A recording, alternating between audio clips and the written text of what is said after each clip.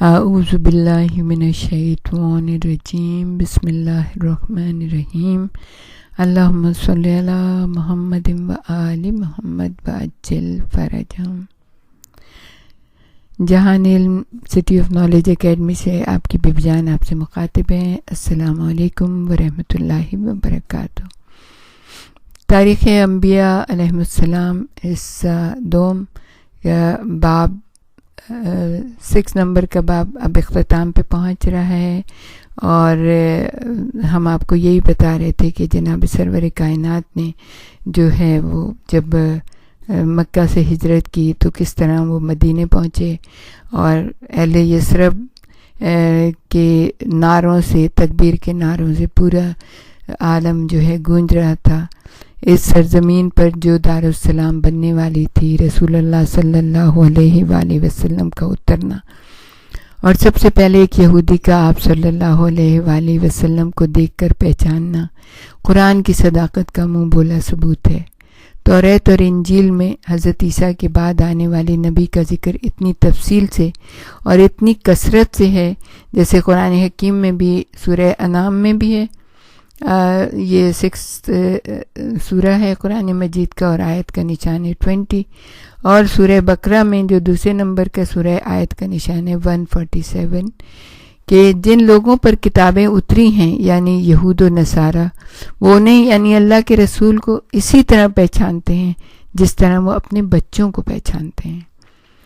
تو اللہ کے رسول صلی اللہ علیہ وآلہ وسلم نے قبا کی سرسبز و شاداب بستی میں قیام کیا، یہاں تک کہ حضرت علی علیہ السلام جو آپ کے بستر پر سو گئے تھے اور آپ کی امانتوں کو ادا کر کے اور رسول کے اہل خانہ کو لے کے قبا میں کی بستی میں نہیں پہنچ گئے۔ حضرت علی آپ صلی اللہ علیہ وآلہ وسلم کے اہل خانہ یعنی حضرت سودا جو حضور نے جن سے شادی کی تھی حضرت خدیجہ کے بعد، حضرت فاطمہ الزہرا سلام اللہ علیہا، حضرت فاطمہ بنت زبیر، اور راستے سے ام ایمن کو ساتھ لے کر قبا کی بستی میں آ گئے۔ سب نے قبا کے رئیس کلثوم بن الحدم کے گھر میں قیام کیا۔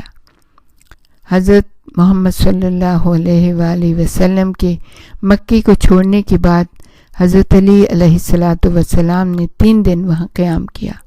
لوگوں کے قرضے ادا کیے، ان کی امانتیں واپس کی۔ بڑی ہی مشکل سے آپ نے ایک اونٹ کا انتظام کر کے 4 خواتین کو سوار کرا کے اور خود پیدل تقریباً 300 میل کا سفر طے کر کے کئی دن میں قبا پہنچے۔ اب آپ تصور کیجئے گا 300 میل کا سفر پیدل کر کے، اور 4 خواتین، راستے میں کس قدر مشکل آئی ہوں گی۔ لیکن آپ دیکھیں کہ یہ شان نزول جو مولانا سید صفدر حسین نجفی نے تفسیر نمونہ میں لکھا ہے، تو اس کو انوار النجف میں بھی ہے یہ کہ سورہ بقرہ کی آیات 190 سے 195 تک ان کی شان میں آیا ہے کہ ان آیات کا نزول اس وقت ہوا جب اللہ کے رسول صلی اللہ علیہ وآلہ وسلم مکہ سے ہجرت کر کے قبا کی بستی میں مقیم تھے، اور بڑی شدت سے حضرت علی اور اپنے گھر کی خواتین کا انتظار کر رہے تھے۔ آیات کے مخاطب اگرچہ تمام اہل خرد مہاجرین ہیں، تاہم لفظ انسا یعنی عورتیں یا خواتین سے مراد یہی با ایمان عورتیں تھیں جنہیں حضرت علی کے ساتھ اس حال میں ہجرت کا سفر کیا کہ بے سر و سامانی اور شدید مصائب کے باوجود مہاجرین کا یہ چھوٹا سا قافلہ اٹھتے بیٹھتے اور لیٹتے ہر حال میں اللہ کو یاد کرتا رہا، اور یہ اولی الالباب یعنی ہوش مند لوگ آسمان و زمین کی خلقت پر غور و فکر کرتے ہوئے بے اختیار پکار اٹھتے تھے، اے ہمارے پروردگار، تو پاک ہے اس سے کہ کوئی فضول کام کرے، بس اے رب ہمیں دوزخ کی آگ سے بچا لے۔ اے ہمارے رب، ہم نے ایک پکارنے والے کو سنا جو ایمان کی طرف بلاتا تھا اور کہتا تھا اپنے رب کو مانو، ہم نے اس کی دعوت قبول کر لی، اے رب جو قصور ہم سے ہوئے ہیں ان سے درگزر فرما، جو عیب ہم میں ہیں انہیں دور کر دے، اور ہمارا خاتمہ نیک لوگوں کے ساتھ کرنا۔ اے ہمارے رب جو وعدے تو نے اپنے رسول سے کیے ہیں ان کو ہمارے لیے پورا فرما دے، اور قیامت کی رسوائی سے ہمیں بچا دے۔ بے شک تو اپنے وعدے کے خلاف نہیں کرتا۔ اور یہ بہترین آیتیں ہیں قرآن کی، جو کہ سورہ بقرہ کی 195 آئے، کہ یہ اس کو یاد کر لیں اور کوشش یہ کریں کہ اگر نمازوں میں، اگر تشہد کے بعد یا جب قنوت میں آپ اس کو پڑھ سکیں تو بہترین، کیونکہ جواب میں فوراً ان کے رب نے فرمایا میں تم میں سے کسی کے اعمال کو ضائع کرنے والا نہیں ہوں، خواہ وہ مرد ہوں یا عورت۔ جن لوگوں نے میری خاطر وطن چھوڑے اور جو میری راہ میں اپنے گھروں سے نکالے گئے اور ستائے گئے اور میرے لیے لڑیں اور مارے جائیں، سب کے قصور میں معاف کر دوں گا، اور انہیں ایسے باغوں میں داخل کروں گا جن کے نیچے نہریں بہتی ہوں گی۔ یہ ان کی جزا ہے اللہ کے یہاں، اور بہترین جزا اللہ ہی کے پاس ہے۔ ایک روایت یہ بھی ہے کہ حضرت ام سلمہ بھی اس قافلے میں شامل تھیں، اور انہوں نے اللہ کے رسول صلی اللہ علیہ وآلہ وسلم سے سوال کیا تھا، یا رسول اللہ صلی اللہ علیہ وآلہ وسلم، اللہ نے ہجرت کے سلسلے میں عورتوں کا نام نہیں لیا جس پر یہ آیات نازل ہوئیں۔ یہ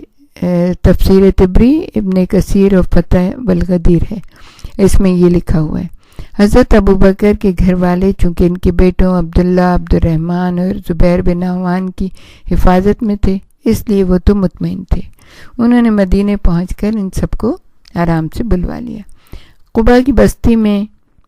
آپ صلی اللہ علیہ وآلہ وسلم نے تقریباً 14 دن قیام کیا اور وہ مسجد تعمیر کی جس کی بنیاد پہلے ہی دن تقویٰ پر رکھی گئی اور زیادہ مستحق تھی کہ اس کی کہ اللہ کا رسول اس میں کھڑے ہو کر نماز ادا کرے۔ سورہ توبہ 9 سورہ اور آیت کا نشان ہے 108۔ یہ اس کے کانٹیسٹ میں ہے کہ جب ایک مسجد زرار بنائی تھی منافقین نے اور رسول سے کہا تھا کہ آپ آ کے اس کے اندر نماز پڑھیں، تو اللہ کا حکم آیا ہرگز نہ اس میں نماز پڑھنا، تم اس میں نماز پڑھو جو کہ جس کے پہلے ہی دن جس کی تعمیر جو ہے نا تقویٰ کی بنیاد کے اوپر کی گئی تھی، اور زیادہ مستحق تھی کہ اس میں اللہ کے رسول کھڑے ہو کے نماز پڑھیں۔ وآخر دعوانا ان الحمد للہ رب العالمین۔